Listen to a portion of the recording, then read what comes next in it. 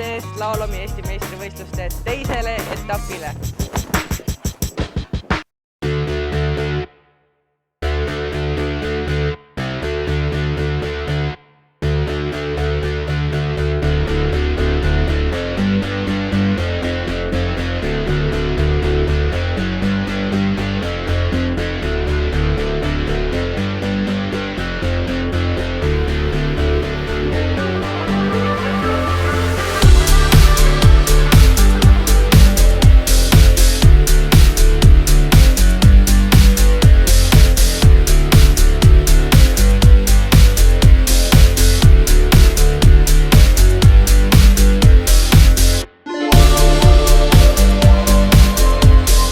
Mis oli täna sinu päeva parim hetk? Parim hetk oli viimane sõit kindlasti. Seda toru vaatama. Parim hetk oli kindlasti viimane sõit, et see oli kõige põnevam. Nagu alguses olin teine pikalt ja siis viimase sirgega õnnestus Timost mööda saada. Et sellist asja pole ammu olnud, et nii tasavägine läks. Ettevalmistus on olnud siuke keskmine, et liiga palju pole trenni teinud, et alles taastusin eelmisest võistlusest, et jalad olid katki ja verised veel. Aga jah, ega vorm on hea. Välisplaan, et siin ma praegu mõtlengi, et kas ma lähen nüüd septembri alguses Kreekasse Slalomi MM-ile või mitte. Ja see on ainus välisplaan praegu.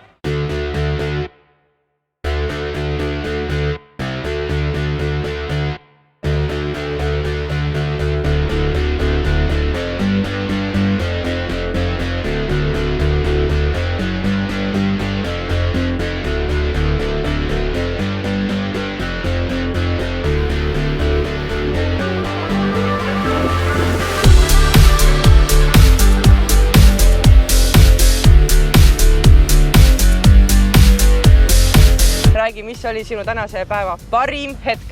Kõige parem hetk oli viimase sõidu start ja esimene sirge, kus ma ikka olin pikalt ees ja see oli selline nagu, ütleme, võtsin riski ja kasus ära.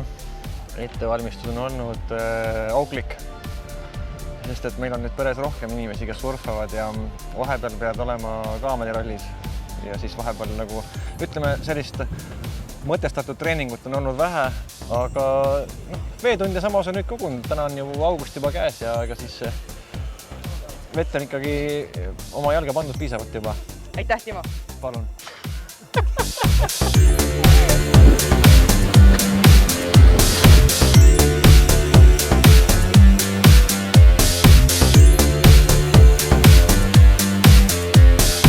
Mis oli tänase päeva parim hetk?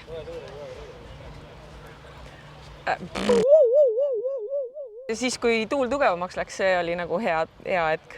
Ja ma oleks pidanud kohe alguses võtma 7-8 suure laua, see oli nagu viga, et ma seda alguses ei teinud. Millega alguses peale minek oli? 7-0 ja keskmine laud.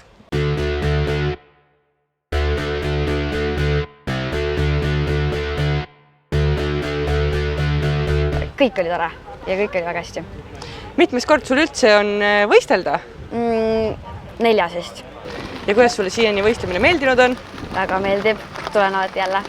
Mis sa ütleksid teistele noortele, kes võib-olla pelgavad veel võistelda? Üldse ei pea kartma, võta seda nagu trenni lihtsalt ja siis läheb kõik väga hästi.